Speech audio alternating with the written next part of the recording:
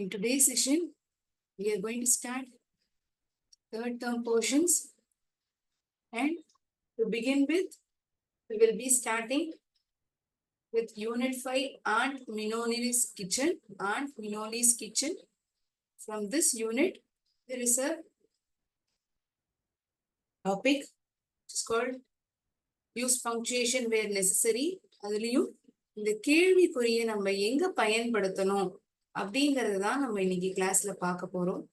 இதை நமக்கு நல்லா புரிஞ்சிடும். நான் இப்ப சொல்லி கொடுத்ததுக்கு அப்புறம் கடைசியா ஒரு 10 கேள்விகள். இந்த 10 கேள்விகள் எப்படி இருக்கும்னா, எந்தெந்த இடங்கள்ல எந்த வாக்கியங்கள்ல நம்ம கேள்விக்குறி பயன்படுத்தணும், முற்றுப்புள்ளியை வைக்கணும். இது நமக்கு டிஃபரன்ஸ் ஐடென்டிஃபை பண்ண முடியுதாங்கிறது தான் இந்த கிளாஸ்ல நம்ம தெரிஞ்சுக்க போறோம். Question mark. கொஸ்டின் மார்க்னா என்ன மேம்? இந்த கொஸ்டின் மார்க் எப்படி இருக்கும்? நம்மளோட சிம்பிள் இப்படி இருக்கும். இது ஒரு பங்க்சுவேஷன் மார்க். சரி, இத பத்தி கூடுதலான தகவலை தெரிஞ்சுட்டு நிறைய உதாரணங்களை பார்த்ததுக்கு அப்புறம் we'll play games, we'll solve questions in our textbook, then towards the end we'll have question round, the form of question round to check whether you have understood it or not. உங்களுக்கு புரிஞ்சிருக்கா புரியலையாங்கிறத identify பண்ண முடியும் நம்மளால. So please concentrate. So what is this question mark all about? So இந்த topic எங்கப்பா வருது அப்படின்னு பார்த்தோம்னா, நம்மளுடைய டெக்ஸ்ட் புக்ல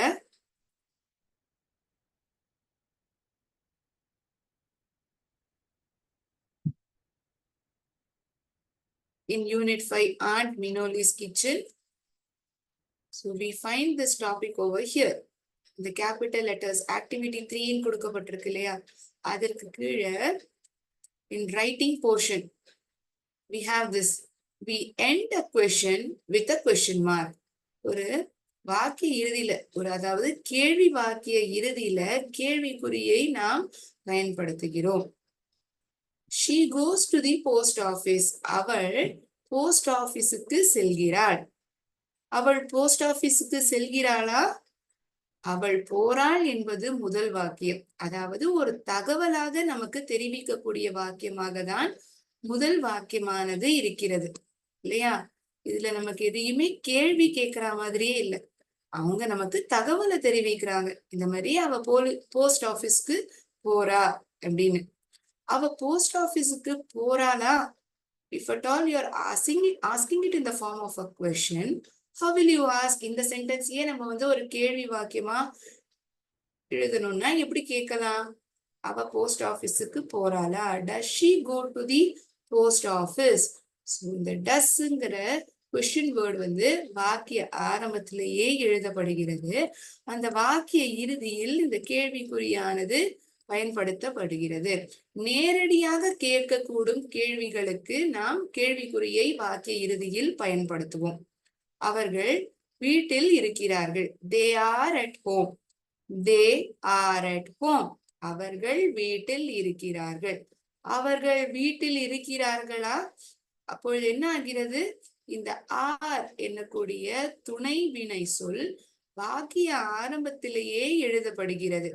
அப்படி நாம் உபயோகித்தால் என்ன ஆகும்? அந்த வாக்கியமே கேள்வி வாக்கியமாக நம்மளால் மாற்றி எழுத முடியும். Are they at home? அவர்கள் வீட்டில் இருக்கிறார்களா? Are they at home? So ஒரு முற்றுப்புள்ளி வைத்த இடத்தில் நாம் இந்த கேள்வி வார்த்தை ஆர் என்னக்கூடிய வார்த்தையை வாக்கிய துவக்கத்திலேயே பயன்படுத்திய காரணத்தினால் அந்த வாக்கிய இறுதியில் நாம் கேள்விக்குறியை பயன்படுத்தும்படி ஆகிவிட்டது இல்லையா? சோ இந்த முற்றுப்புள்ளியை நம்ம எப்போ வைப்போம்? ஒரு தகவலை பிறர் ஒருவர் நமக்கு தெரிவிக்கும் பொழுது, இதற்கு பின் வேற எதுவும் இல்லை, இந்த வாக்கியம் தொடர்ந்து நாம் பேசுவதற்கு வேற எதுவும் இல்லை என்ற பொழுது நாம் முற்றுப்புள்ளியை வைத்து விடுவோம். To show that a sentence has ended. அந்த வாக்கியமானது முடிந்து விட்டது என்பதை தெரிவிப்பதற்காக தான் முற்றுப்புள்ளியை நாம் வைக்கிறோம். ஜிமல் is a good boy. ஜிமல் ஒரு நல்ல பையன். எனக்கு 12 வயது ஆகிறது. நீங்கள் உங்களுடைய நண்பரிடமோ அல்லது உங்களுடைய உறவினர்களிடமோ நீங்கள் தெரிவிக்கிறீர்கள். எனக்கு 12 வயசு ஆறுதுன்னு. சோ அது வந்து ஒரு தகவல் தானே. அதுல ஏதாவது கேள்வி இருக்கா? நீங்க தகவலை தெரிவிக்கிறீங்க உங்களுக்கு எவ்வளவு வயசு ஆறுதுன்னு. தகவலை தெரிவிக்கும் பொழுது அந்த வாக்கிய இறுதியில் நாம் முற்றுப்புள்ளியை பயன்படுத்துவோம். To show that an abbreviation has ended. Mister, missus, miss, doctor, DR. So this is Mr. Shiva. இவர்தான் சிவா. மரியாதையுடன் நீங்கள் தெரிவிக்கிறீர்கள். இந்த மிஸ்டர் என்னக்கூடியது ஒரு அப்ரிவியேஷன். அந்த எழுதிய பிறகு இந்த புள்ளியை, இந்த முற்றுப்புள்ளியை வைக்கிறீர்கள். சோ அந்த இடத்துலயும் நம்ம இந்த ஃபுல் ஸ்டாப்பை பயன்படுத்துறோம். as a decimal point. அங்க கேன்டீனுக்கு 10:30 மணி அளவுக்கு போனோம். 10:30 மணி. 10.30. 10:30. அந்த இடத்தில் இந்த புள்ளியானது வைக்கப்பட்டுள்ளது. 10:30 மணி அளவில் காலை நேரத்தில் நாங்கள் கேன்டீனுக்கு சென்றோம். இந்த டேபிள்ல நமக்கு கொஸ்டின் மார்க் எங்கவும் முற்றுப்புள்ளி எங்க பயன்படுத்தணுங்கிறத ஒரு சிறிய உதாரணங்கள், ஒரு 2 உதாரணங்களுடன் நமக்கு புரிய வைத்திருப்பார்கள். இதை பேஸ் பண்ணி நமக்கு ஒரு ஆக்டிவிட்டியானது கொடுக்கப்பட்டிருக்கு நம்மளுடைய புத்தகத்துல. அதை நம்ம பார்க்கறதுக்கு முன்னாடி இன்னும் மேலும் சில தகவல்களை இந்த பங்க்சுவேஷன் மார்க்கான கொஸ்டின் மார்க்கை பத்தி நம்ம தெரிஞ்சுப்போம். சரியா? I'll write it on the board. You can make note of this explanation. இதை நீங்கள் எழுதி கொள்ளலாம். உங்களுக்கு புரிந்து கொள்வதற்கு உதவிகரமாக இருக்கும்.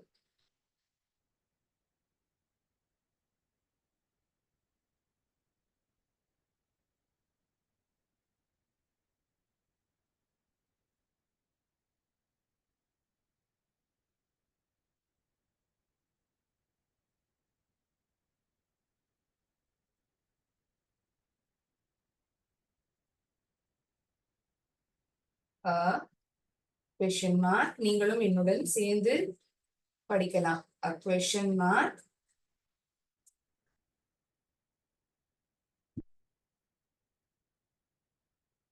is a punctuation mark.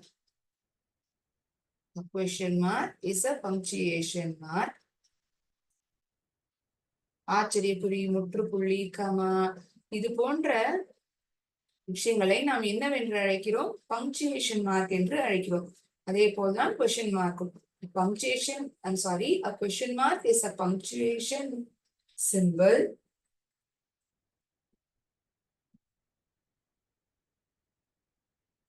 placed at the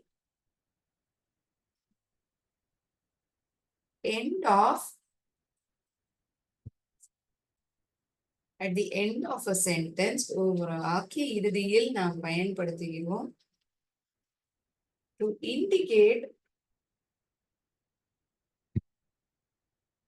நேரடியாக கேட்கப்படும் கேள்வி வாக்கியங்களின் இறுதியில் நாம் கொஸ்டின் மார்க்கை உபயோகிக்கிறோம். To indicate a direct question. நேரடியாக.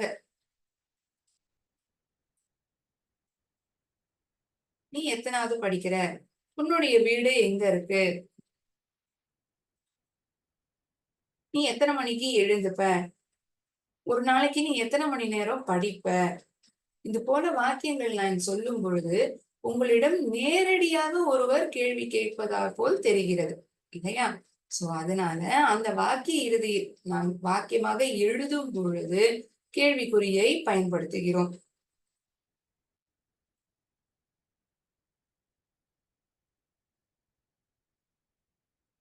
இந்த கேள்வி ரீதியாக கேட்கப்படும் வாக்கியத்துக்கு நாம் பதிலை ஒன்றை சொல்ல வேண்டும் இல்லையா?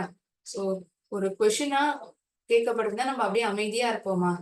அதுக்கு ஏதோ ஒரு பதில நம்ம சொல்லுவோம் இல்லையா? அந்த கேள்விக்கு தகுந்த பதிலை நாம் தெரிவித்தாக வேண்டும் இல்லையா? சோ a question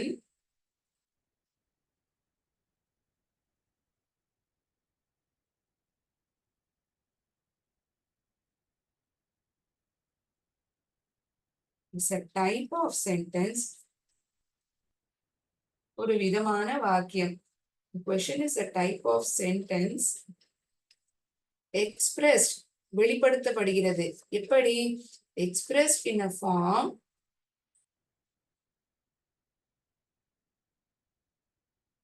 இந்த முறையில் நாம் வெளிப்படுத்தும் பொழுது, ஒரு கேள்வியாக வெளிப்படுத்தும் பொழுது அதற்கு பதிலை நாம் எதிர்பார்க்கிறோம். That requires an answer. அதற்கு பதில் ஒன்றை நாம் சொல்ல வேண்டும். That requires an answer.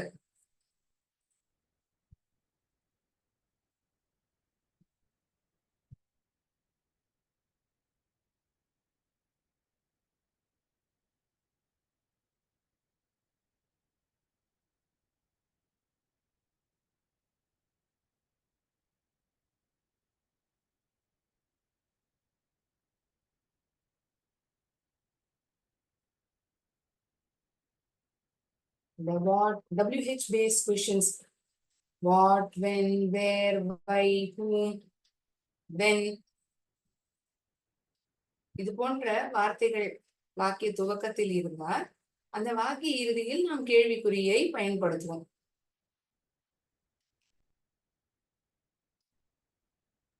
நேரடியாக கேட்கப்படும் கேள்விகள் இறுதியில் கேள்விக்குறியை நாம் பயன்படுத்துகிறோம். Does she live in Jaffna? அவள் ஜஃப்னாவில் வசிக்கிறாளா? Does, do, did. இது போன்ற வார்த்தைகளும் கேள்விக்குறியை எதிர்பார்க்கப்படுகிறது அந்த வாக்கிய இறுதியில். The question mark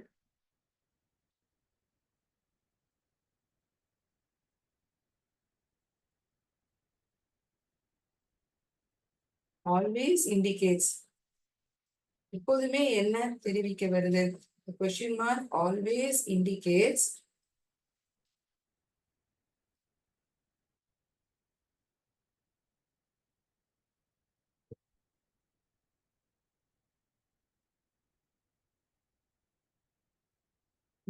a question. ஒரு கேள்வியானது கேட்கப்பட்டுள்ளது என்பதை அது நமக்கு காமிக்கிறது அல்லது ஒரு விதமான சந்தேகம். And therefore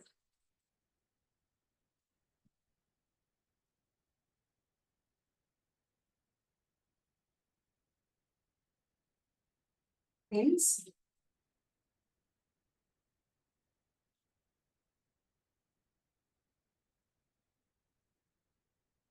question mark. Therefore answer direct question.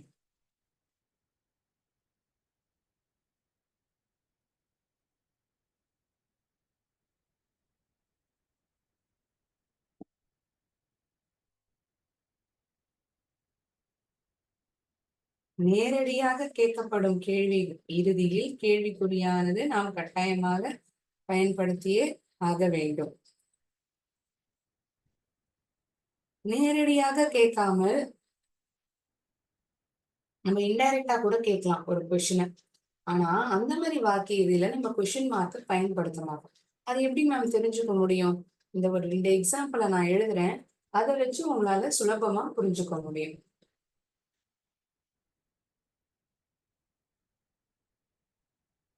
இந்த நேரடியாக கேட்கப்படும் கேள்வி வாக்கியங்களுக்கு இறுதியில் கேள்விக்குறியானது பயன்படுத்தப்படும் என்று சொன்னார் இல்லையா? சோ அதுக்கு சில உதாரணங்களை நம்ம பார்த்துட்டு அதுக்கப்புறம் இன்டைரக்ட் கொஸ்டினுக்கான விளக்கத்தையும் அதற்கான உதாரணங்களையும் நாம் பார்க்கலாம்.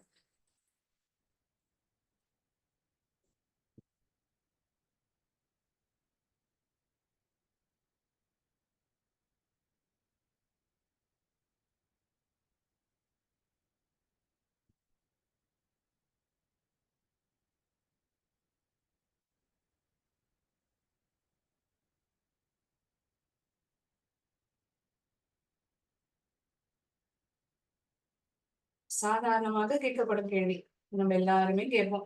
ஒருத்தருடைய பேரை நீங்க தெரிஞ்சுக்கணும்னு விருப்பப்படுறீங்கன்னா எப்படி கேட்பீங்க? What is your name? What is your name? உங்களுடைய பெயர் என்ன? உங்களுக்கு உடம்பு எப்படி இருக்கிறது? How is your health? How is your health? எப்படி இருக்கிறது? இது சாதாரண வாக்கியமா? ஏதாவது தகவலை தெரிவிச்சிருக்க? இல்ல, ஒரு கேள்வியாக கேட்கப்படுகிறது இல்லையா? How is your health?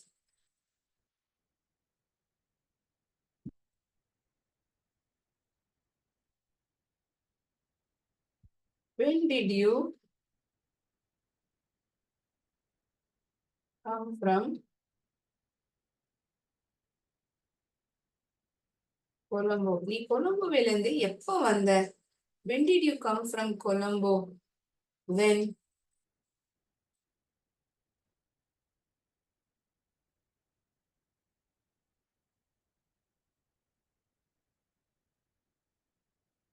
Where are your glasses? எங்க உன்னோட கண்ணாடி எல்லாம் காணும்? Where are your glasses? Where are your books? உன்னுடைய புத்தகங்கள்லாம் எங்க இருக்கு? இப்படி கேட்போம். Where are your books? உன்னுடைய புத்தகங்கள்லாம் எங்க இருக்கு? சோ அனைத்து வாக்கிய இறுதியிலும் கேள்விக்குறியானது போடப்பட்டுள்ளது. ஏனால் இது நேரடியாக கேட்கப்படும் ஒரு கேள்வி வாக்கியம். உன்னுடைய பெயர் என்ன? உனக்கு உடம்பு எப்படி இருக்கிறது? நீ எப்ப கொலம்போல இருந்து வந்த? எங்க உன்னுடைய புத்தகங்கள்? Where are your books?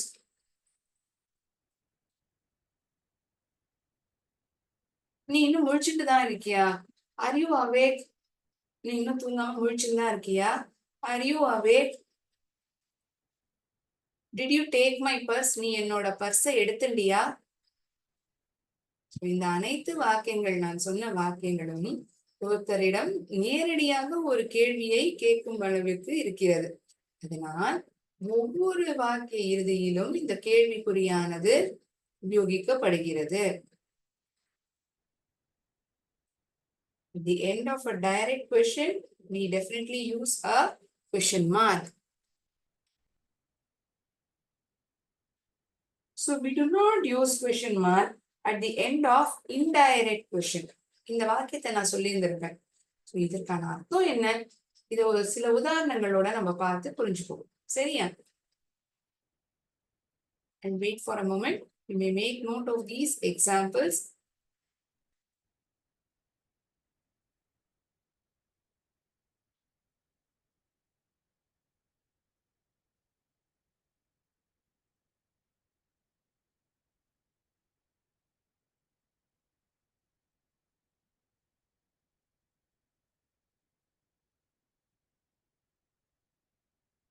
உங்களுக்குள் இருக்கக்கூடிய சந்தேகம் அது இன்னொருவரிடமும் நீங்கள் பதிலாக கேட்டு வாங்கிக் கொள்ளும் பொழுது ஒரு கேள்வியாக நீங்கள் கேட்பீர்கள் இல்லையா?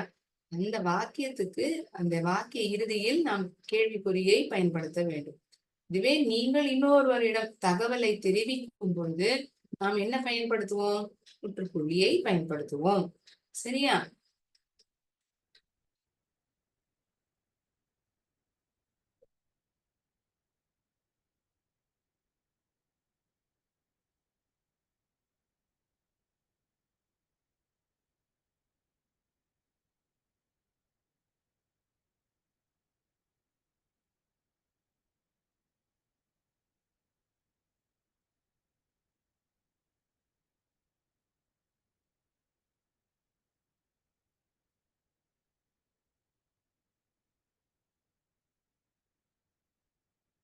We do not use question mark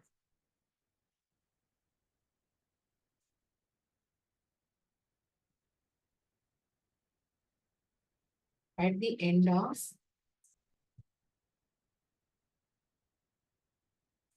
indirect question.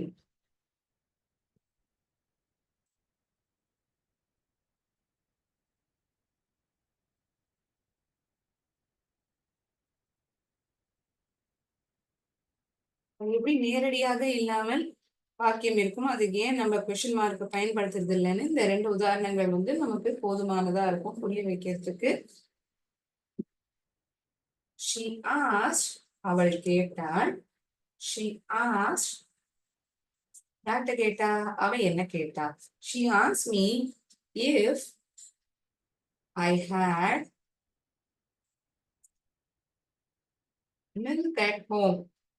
ஒருவேளை என்னுடைய வீட்டில் பால் இருக்கிறதா என்று அவள் என்னிடம் கேட்டாள்.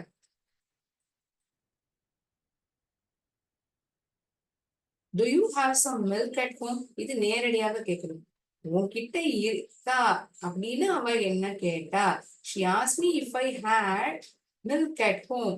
நேரடியாக கேட்காமல் மறைமுகமாக கேட்கப்படும் வாக்கியத்துக்கு அந்த வாக்கிய இறுதியில் நாம் கேள்விக்குறியை உபயோகிக்க மாட்டோம். He asked, அவன் கேட்டான். He asked him,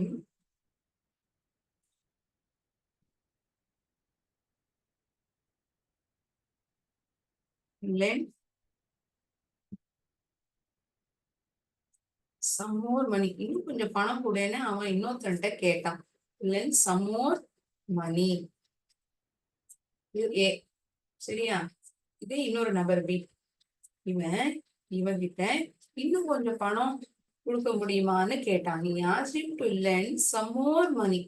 இன்னும் கொஞ்சம் பணம் கூட அப்படின்னு அவன் இன்னொருத்தன்ட்ட கேட்டான். இங்க கன்ஃபியூஸ் உங்களுக்கு ஆகக்கூடாதுங்கிறதுதான் இங்க ஹி என்னக்கூடியது ஏ ஒரு நபர், ஹிம் என்னக்கூடியது இன்னொரு நபர். அதற்குதான் பி என்று எழுதியிருக்கிறேன். இது போன்ற வாக்கியங்கள் இறுதியில் நாம் கேள்விக்குறியை பயன்படுத்த மாட்டோம். ஏனென்றால் இது நேரடியாக கேட்கப்படவில்லை கேள்வியானது. சரியா?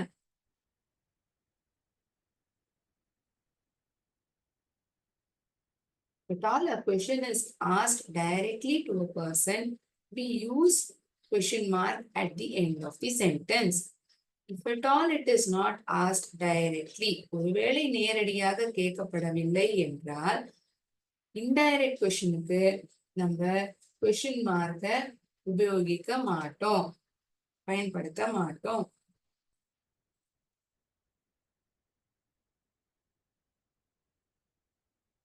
தகவலை தெரிவிக்கக்கூடிய வாக்கிய இறுதியில் நாம் முற்றுப்புள்ளியை உபயோகிக்க வேண்டும். சரியா? ஓகே. எல்லாருக்கும் கொஸ்டின் மார்க்னா என்ன, எந்தெந்த மாதிரி வாக்கியங்களுக்கு நம்ம கொஸ்டின் மார்க்கை பயன்படுத்துவோம், இந்த டிஃபரன்ஸ் தெரிஞ்சிருக்கும்னு நினைக்கிறேன். டைரக்டாக கேட்கப்படுற கேள்விக்கும் இன்டைரக்டா கேட்கப்படுற கேள்விக்கும் எப்படி நம்ம வித்தியாசத்தை கண்டுபிடிக்கலாம் அப்படிங்கிறத பார்த்திருப்போம். இன்டைரக்ட் கொஸ்டினுக்கு நம்ம கொஸ்டின் மார்க்கை இந்த வாக்கிய இறுதியில பயன்படுத்த மாட்டோம். நேரடியாக கேட்கப்படும் வாக்கிய இறுதியில் தான் நாம் கேள்விக்குறியை பயன்படுத்துகிறோம். இப்ப நம்ம டெக்ஸ்ட் புக்ல சில கேள்விகளானது கேட்கப்பட்டுள்ளது.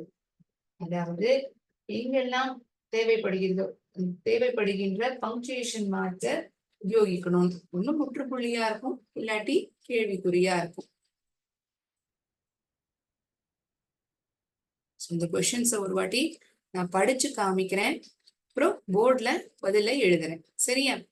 Use punctuation as necessary. Are we going to the play ground today?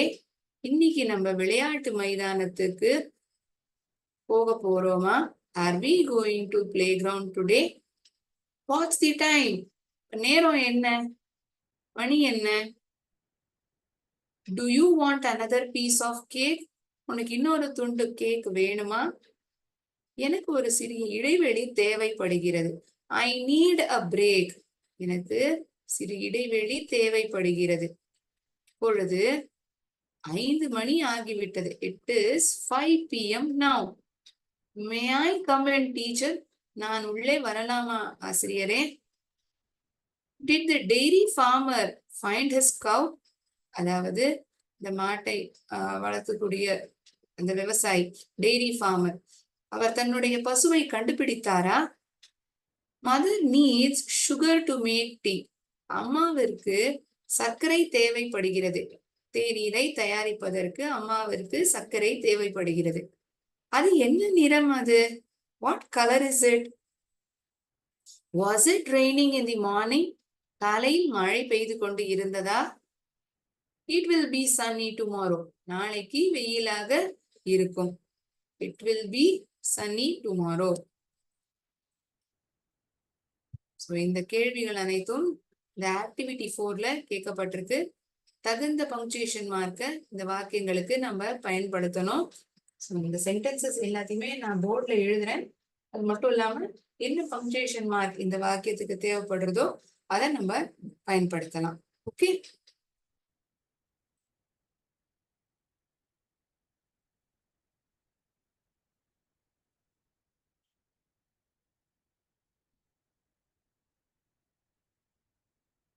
Activity 4.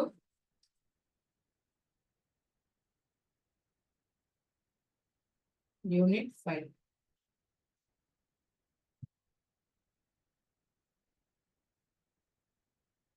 What's the time? நேரம் என்ன? WH based question நேரடியாக கேட்கப்படுகிறதா, மறைமுகமாக கேட்கப்படுகிறதா? அதை நாம் வித்தியாசத்தை புரிந்து கொள்ள வேண்டும்.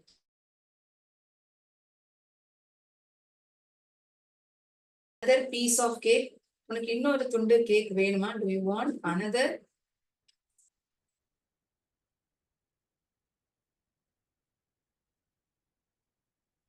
Piece of cake. முதல்ல நான் சென்டென்சஸ் எழுதிடுறேன், அப்புறம் பங்க்சுவேஷன் மார்க்கை பயன்படுத்துறேன். Okay. I need a break. எனக்கு இடைவெளி தேவைப்படுகிறது.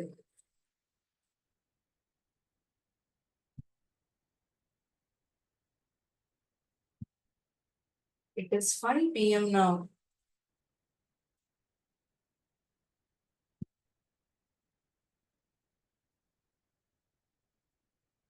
ஐந்தாவது, May I come in, teacher? நான் உள்ளே வரலாமா ஆசிரியரே? May I come in? ரொம்ப பணியுடன் நீங்கள் கேட்கிறீர்கள். May I come in, teacher?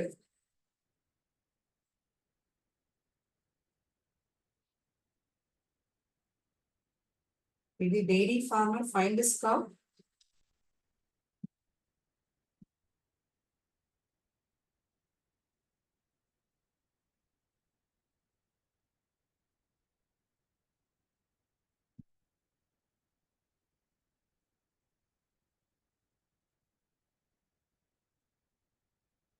ஏழாவது, mother needs sugar to make tea. இதில் வெறும் தகவல் மட்டும்தான் தெரிவிக்கப்பட்டிருக்கிறது, எதுவும் கேள்வியாக சொல்லப்படல இல்லையா? Mother needs sugar to make tea.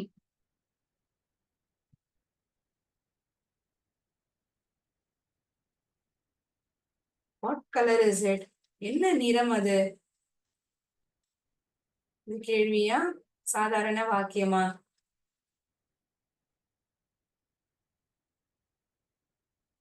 முதலில் இந்த 8 கேள்விகளுக்கான பதிலை பார்க்கலாம். பிறகு நான் மீதமுள்ள 2 கேள்விகளுக்கான பதிலை எழுதுகிறேன். சாரி. Watts the time? நேரம் என்ன? மணி என்ன ஆகுது? Watts the time? WH based question. Do you want another piece of cake? உனக்கு இன்னொரு துண்டு கேக் வேணுமா? Question mark over here. எனக்கு இடைவெளி தேவைப்படுகிறது. I need a break. ஒரு விஷயத்தை நீங்கள் தெரிவிக்கிறீர்கள், எதுவுமே கேள்வியாதான் சொல்லல, அதனால இங்கு முற்றுப்புள்ளி. It is 5 PM now. இப்பொழுது 5 மணி ஆகிறது. நேரத்தை நீங்கள் தெரிவிக்கிறீர்கள், கேள்வியாக எதுவும் சொல்லவில்லை. May I come in, teacher? நான் உள்ளே வரலாமா ஆசிரியரே? Question mark. Did the dairy farmer find his cow? Did. நான் உள்ளே வரலாமா? May I? இந்த வாக்கிய இறுதியிலும் நாம் கேள்விக்குறியை பயன்படுத்துவோம். Mother needs sugar to make tea. அம்மாவிற்கு சர்க்கரை தேநீரை தயாரிப்பதற்காக தேவைப்படுகிறது. முற்றுப்புள்ளி. தேவைப்படுறது அப்படின்னு சொல்லப்படுது, அவ்வளவுதான். Does mother need sugar to make tea? அம்மாவுக்கு தேவைப்படுறதா அப்படின்னு கேட்கல, அம்மாவுக்கு தேவைப்படுகிறது, அவ்வளவுதான். What color is it? என்ன நிறம் அது? So in first, second, fifth, sixth and eighth sentence we are using question mark. இன்னும் 2 வாக்கியங்கள் இருக்கிறது.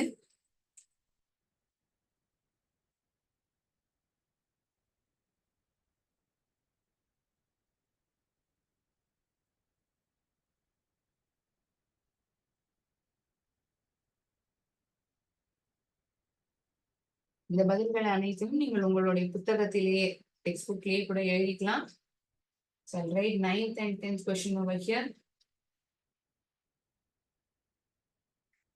Was it raining in the morning? காலையில் மழை பெய்து கொண்டு இருந்ததா? Was it கேள்வியாக கேட்கப்படுகிறது இல்லையா? Was it raining in the morning? காலையில் மழை பெய்து கொண்டு இருந்ததா? காலையில் மழை பெய்து கொண்டு இருந்தது. அப்படி என்றால் அது பதிலாகிவிடும் இல்லையா? இந்த வாக்கியம் கேள்வியாக கேட்கப்படுகிறது. Will be sunny tomorrow. நாளைக்கு வெயிலாதான் இருக்கும்.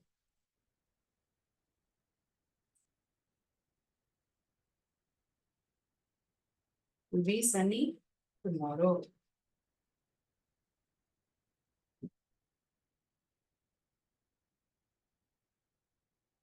Was it raining in the morning? காலையில் மழை பெய்து கொண்டு இருந்ததா? கேள்வி. It will be sunny tomorrow. நாளைக்கு வெயிலாக தான் இருக்கும். ஒரு சாதாரண வாக்கியம், தகவலை தெரிவிக்கக்கூடிய வாக்கியம், அதனால் முற்றுப்புள்ளி.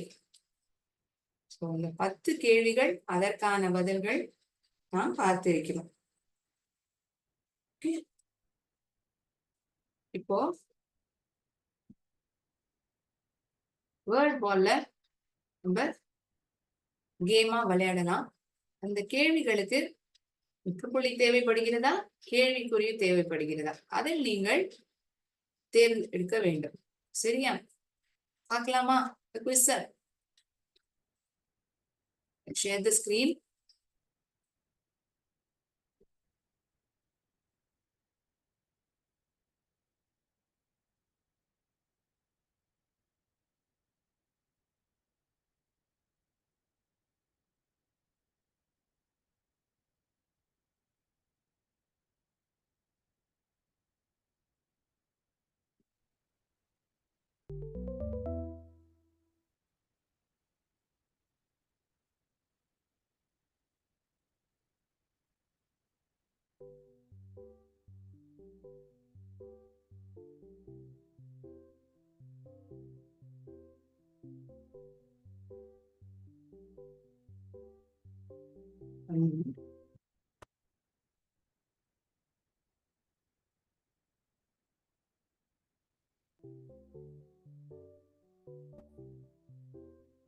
Who's this?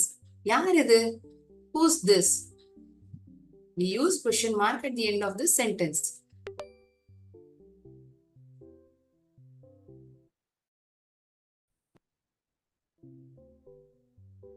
What's your name?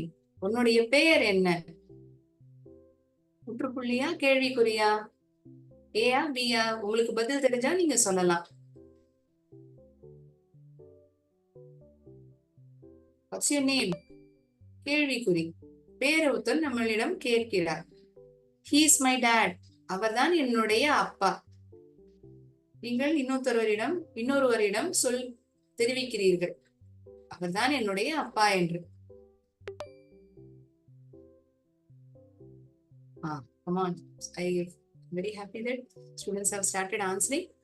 Please answer for this question. How old is she? அவளுக்கு எவ்வளவு வயது ஆகிறது? A or B? அவளுக்கு எவ்வளவு வயது ஆகிறது? Correct. Question mark. Very nice. I am 7. எனக்கு 7 வயது. Good. I am Sasha. நான் தான் சாஷா. உங்களை நீங்கள் அறிமுகப்படுத்திக் கொள்கிறீர்கள். Yes. Again it is A.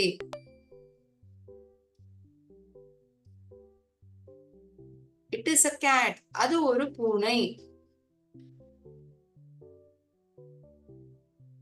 அது ஒரு பூனையா அப்படின்னு கேட்கப்பட்டிருக்கா, இல்ல அது ஒரு பூனை அப்படிங்கிற தகவல் நமக்கு சொல்லப்பட்டிருக்கா? ஒரு தகவல் தான் சொல்லப்பட்டிருக்கு இல்லையா? It is a cat. அது ஒரு பூனை. முற்றுப்புள்ளி. இஸ் இட் அ கேட் அப்படின்னு இருந்ததுன்னா அது கேள்வியாக கேட்கப்பட்டிருந்த வாக்கியமாக இருந்திருக்கும். How are you? எப்படி இருக்க நீ? How are you? How are you? Question mark.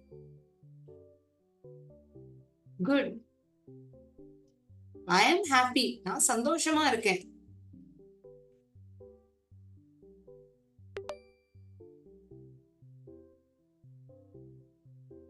Where are you from? நீ எங்கேந்து வர? Where are you from? Where are you from? நீ எங்கேந்து வர? கேள்வியா கேட்கப்படுது. ஒண்ணு கவனிக்கணும், WH பேஸ் வேர்ட் இருக்கு ஆரம்பத்துல. இன்னொன்னு உங்கள்ட்ட இருந்து கேக்குறாங்க, நீங்க எங்கேந்து வரீங்க அப்படிங்கிற தகவல் உங்களிடம் இருந்து கேட்கப்படுகிறது. அப்படி என்றால் முற்றுப்புள்ளியை நாம் பயன்படுத்த மாட்டோம், கேள்விக்குறிதான் நாம் உபயோகிக்க வேண்டும் இல்லையா?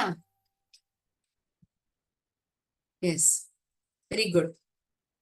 Very happy that these students have answered today's session. So அடுத்ததான் சில கேள்விகள் கேட்க போறேன். நீங்க இந்த வாக்கிய இறுதியில் கேள்விக்குறியா முற்றுப்புள்ளி பயன்படுத்த வேண்டுமா என்பதை நீங்கள் தேர்ந்தெடுக்க வேண்டும். எழுதி கொள்ளலாம். உங்களிடம் ஒரு புத்தகம் இருந்தால் I'll share the screen.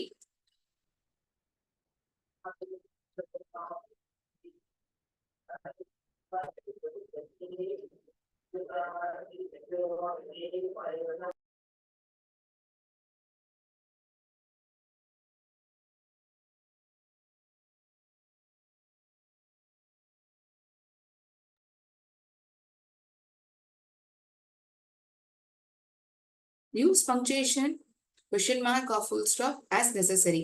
Are you hungry? உனக்கு பசிக்கிறதா? He asked me if there were some more fruits at home. இன்னும் சில பழங்கள் வீட்டுல இருக்கா அப்படின்னு அவன் என்கிட்ட கேட்டான். நேரடியாக கேட்கப்படும் கேள்விகளுக்கு தான் நாம் கேள்விக்குறியை பயன்படுத்துகிறோம். நேரடியாக கேட்கப்படாத கேள்வி வாக்கியங்களுக்கு நாம் கேள்விக்குறியை பயன்படுத்த மாட்டோம்.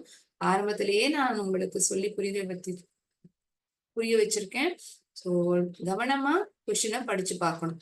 வேர் இஸ் யுவர் பப்பி? எங்க இருக்கு உன்னுடைய நாய்க்குட்டி? His bike was stolen. அவனுடைய வண்டி திருடு போகப்பட்டது. His bike was stolen. யாரோ திருடிந்தா அவனுடைய வண்டிய. I went to beach with my friends. நான் என்னுடைய நண்பர்களுடன் பீச்சுக்கு சென்றேன். இந்த 5 வாக்கியங்களையும் நான் படிச்சிருக்கேன். ஒவ்வொரு வாக்கிய இறுதியிலையும் கேள்விக்குறியா முற்றுப்புள்ளியா எது தேவைப்படுகிறது, இதை நீங்கள் யோசித்து எழுத வேண்டும் பதிலை. சரியா?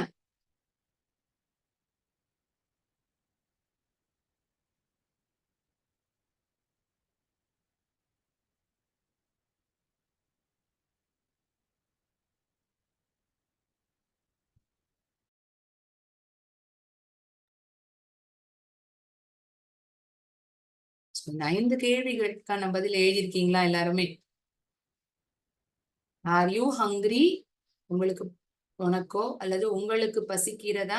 இந்த யூ என்னக்கூடிய வார்த்தை இரண்டாவது நபர், அது ஒருமை வார்த்தையாகவும் நாம் பயன்படுத்தலாம், பன்மை வார்த்தையாகவும் பயன்படுத்தலாம். உனக்கு பசிக்கிறதா அப்படின்னு சொல்லும் பொழுதும் ஆர் யூ ஹங்கிரி, உங்களுக்கு பசிக்கிறதா ஆர் யூ ஹங்கிரி, இரண்டுக்குமே ஒரே வார்த்தை தான். இரண்டாவது நபர் ஒருமை வார்த்தையாகவும் நாம் பயன்படுத்துவோம், பன்மை வார்த்தையாகவும் பயன்படுத்துவோம். இந்த 5 கேள்விக்கும் பதில் எழுதியாச்சா? இந்த மாதிரி அன்னைக்கு படிக்கிற டாபிக், அதற்கான கேள்விகள் இம்முறையில் நாம் பார்க்கும் பொழுது நமக்கு இந்த கான்செப்ட் ஆனது இன்னும் தெளிவா புரியும்னு நான் நம்புறேன். When did you study? நீ எப்ப படிச்ச? Are you tired? உனக்கு ஓய்வா இருக்கா? Are you tired? Which house is yours? எது உன்னுடைய வீடு? எது உன்னுடைய வீடு? Which house is yours? He is admitted in the hospital. அவன் மருத்துவமனையில் அனுமதிக்கப்பட்டுள்ளான். He is admitted in the hospital. The principal asked him his name. Principal அவனுடைய பெயரை கேட்டார்.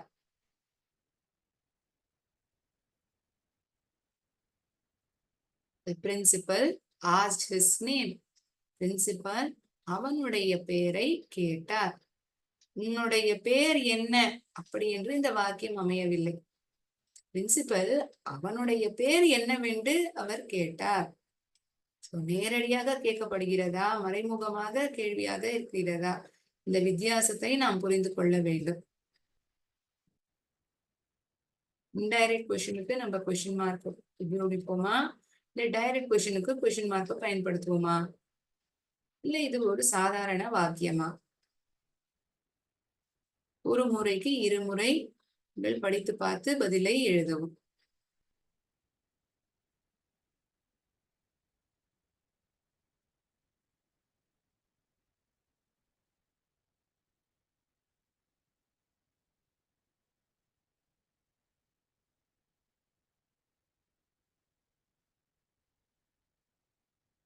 Okay. I hope you have written answers for all these 10 questions. இந்த 10 கேள்விகளுக்கு தகுந்த punctuation mark, அதாவது கேள்விக்குறியோ முற்றுப்புள்ளியோ உபயோகித்திருப்பீர்கள் என்று நான் நினைக்கிறேன். Has everyone written the answers for 10 questions? Fine. Thinking that you have written, I'll stop sharing the screen. So before I end today's session, I want to tell you a small story. Is having a simple moral but useful for our lives. நம்முடைய வாழ்க்கைக்கு தேவைப்படுகின்ற ஒரு நீதி, ஒரு சிறு கதை. இந்த கதையில நம்ம என்ன பார்க்க போறோம்னா, ஒரு பாலைவனம். அந்த பாலைவனத்துல 2 செடிகள் இருக்கிறது. ஒன்று கற்றாழை, இன்னொன்று ரோஜா செடி. நான் அந்த படத்தை உங்களுக்கு காமிக்கிறேன்.